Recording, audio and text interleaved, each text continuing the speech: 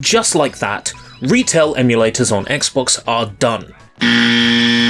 Trying to boot one now gives you an error message along the lines of, "This application violates the Xbox Store terms of service and cannot be started." From what I understand, this was in relation to a DMCA claim filed by Nintendo against Dolphin, a hugely popular Nintendo GameCube and Wii emulator. While this could also spell the end of any official Steam release of Dolphin, Valve are generally quite based and would likely ignore any spurious claims. Now, are emulators illegal? Broadly speaking, no. Can emulators be sold? Broadly speaking, yes. Do Nintendo consider themselves above the law? Absolutely. But regardless of whether Nintendo has a case against Dolphin or not, I think it's also apparent that the straw piled up and eventually broke the camel's back. Microsoft can no longer turn a blind eye to retail mode exploitation for emulators, Kodi ports, etc.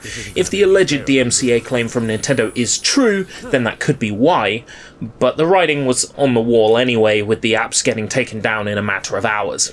I figured a crackdown would eventually happen after the release of the Xbox 360 emulator Xenia, allowing people to emulate what is, let's face it, most likely pirated copies of Xbox 360 games, some of which are still available for sale and playable on the Xbox Series.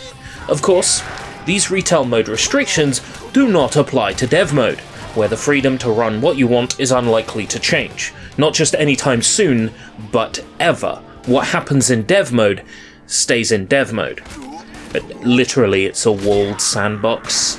So I guess the moral of the story is, if you were running emulators and game ports in retail mode, and you still want to run emulators and game ports, you should just get with the times and buy a developer account license. Or don't. I'm not your Mary. Mother. Do what you like, I guess. I don't care.